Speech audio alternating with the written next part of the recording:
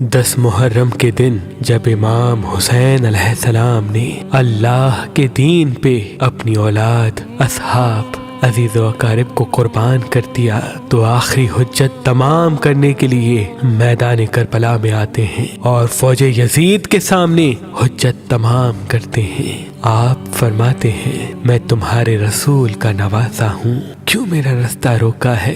کیوں میرے بچوں کا پانی بند کیا ہے؟ کیوں ہم آل محمد کو رلایا ہے؟ اے لوگو، اس ہزاروں کی فوج میں ہے کوئی میرے نانا سے محبت کرنے والا جو مجھ غریب حسین کی مدد کرے، رسول اللہ کی بیٹیوں کے پردے کی حفاظت کرے؟ جیسے ہی امام حسین علیہ السلام نے حل من ناصر ینصرنا کی صدا کو بلند کیا، تاریخ نے لکھا خیام میں بیبیوں کے رونے کی آواز بلند ہو گئی۔ امام حسین خیموں کے قریب آتے ہیں اور فرماتے ہیں، اے زینب رباب، ابھی میں زندہ ہوں، بیویوں سے کہو کہ رونے کی آواز کو بلند نہ کریں۔ اتنے میں بی بی زینب زار و قطار رو کے فرماتی ہیں، اے میرے بھائی حسین، جیسے ہی آپ نے یہ فرمایا کہ ہے کوئی مجھ غریب کی مدد کرنے والا، رسول کی بیٹیوں کے پردے کی حفاظت کرنے والا، علی اصغر نے یہ سن کے اپنے آپ کو جھولے سے گرا دیا۔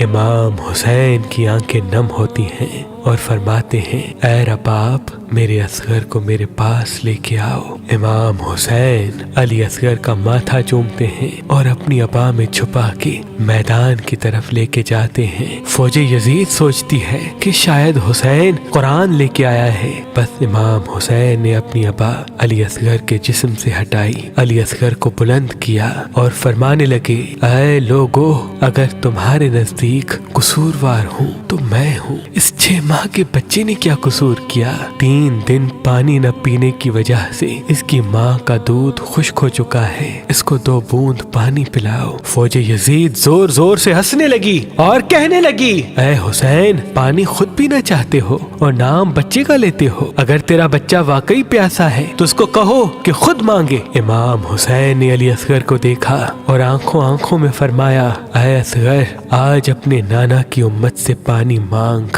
بس جیسے ہی امام حسین نے یہ فرمایا، علی اصغر کے لب ہلنے لگے اور تمام فوج کو دیکھ کے علی اصغر فرمانے لگے، اے ظالموں، میں 3 دن سے پیاسا ہوں، تمہارے رسول کا خون میری رگوں میں بہتا ہے، مجھے پانی دے دو۔ بس جیسے ہی علی اصغر نے پانی مانگا، یزید کی فوج میں گریا برپا ہو گیا، کوئی منہ چھپا کے رونے لگا تو کوئی یہ منظر دیکھ نہ پایا۔ عمر بن سعد نے فوراً حرملہ سے کہا، اے حرملہ، فوراً اس بچے کو چپ کرا ورنہ فوج میں بغاوت ہو جائے گی۔ بس حرملہ تیر نکالتا ہے، علی اصغر کا نشانہ لیتا ہے، پہلا تیر کمان میں ڈالے اس سے چلتا نہیں، گر جاتا ہے، دوسرا تیر گر جاتا ہے، جب تیسرا تیر بھی گر گیا، عمر سعد نے کہا، اے حرملہ، تو بڑا بے رحم انسان ہے، یہ بچہ تم سے نہیں مارا جاتا۔ حرملہ کہتا ہے، اس بچے کو مارنا میرے لیے بڑی بات نہیں، لیکن جیسے ہی میں تیر چلاتا ہوں، آگے خیام میں دیکھتا ہوں ایک ماں ہے جو اپنی جھولی پھیلائے مجھے دیکھ رہی ہے۔ عمر سعد نے کہا، تم اس بی بی کی طرف نہ دیکھو، بس اصغر کو ایسے مارو کہ پورا لشکر یزید کے نام سے کانپنے لگے۔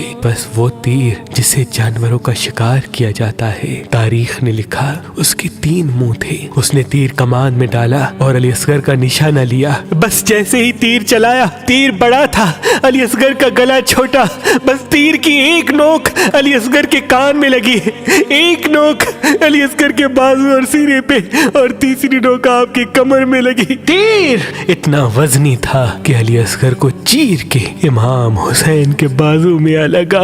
بس علی اصغر مسکرانے لگے۔ امام حسین نے اپنے بچے کو دیکھا، آپ کے جسم مبارک سے کچھ ماں کا دودھ نکلا، کچھ خون نکلا۔ امام حسین نے چاہا کہ وہ خون آسمان کی طرف پھینکے، آسمان رو کے کہنے لگا، اے حسین، اس خون ناحق کو میری طرف نہ پھینکنا ورنہ پانی کی ایک بوند بھی قیامت تک نہ برساؤں گا۔ امام حسین نے سوچا کہ اس خون کو زمین کے حوالے کرے۔ زمین تڑپ کے کہنے لگی، اے حسین، اگر اس خون کا ایک قطرہ بھی مجھ پہ گرا تو میں قیامت تک اناج نہیں اگاؤں گی۔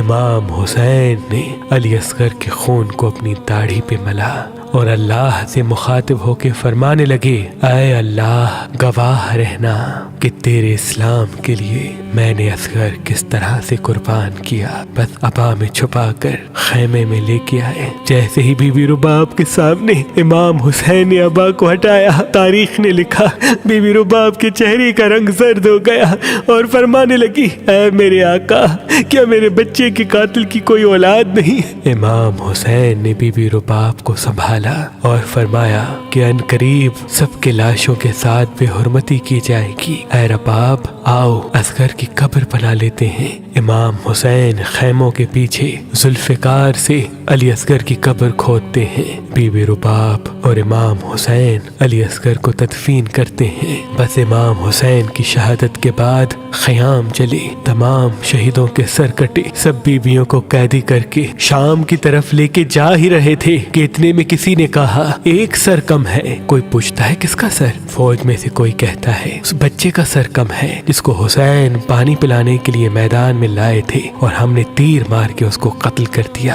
شمر کہتا ہے ہاں ڈھونڈو، یہیں کہیں حسین نے تدفین کیا ہوگا۔ بس تمام گھوڑے سوار ہاتھوں میں نیزے لیے زمین کربلا پہ مارتے رہے تاکہ علی اصغر کو ڈھونڈ لے۔ بس ایک نیزہ زمین پہ لگنا تھا، جیسے ہی وہ نیزہ باہر آیا علی اصغر کا جسم بھی اس نیزے پہ سوار۔ یہ منظر دیکھ کے فوج یزید زور زور سے ہنسنے لگی اور کہنے لگی اس کا بھی سر کاٹو اور جسم کو یہیں پھینک دو۔ بس علی اصغر کے سر کو کاٹ کے نوک سنا پہ بلند کیا گیا اور جسم مبارک کو زمین کربلا پہ پھینکا گیا۔ بس جیسے ہی دھوپ پہ علی اصغر کے جسم کو دور سے بی بی رباب نے دیکھا تو اللہ کے رسول سے مخاطب ہو کے فرمانے لگی یا رسول اللہ، آپ کی امت نے ہم پہ کیا کیا ظلم کیا، لیکن اسلام کی بقا کے لیے ہمیں ہر تکلیف منظور ہے، مگر اب جب تک یہ رباب زندہ رہے گی نہ ٹھنڈا پانی پیے گی اور نہ کبھی سائے میں بیٹھے گی۔ سلام ہو علی اصغر پر،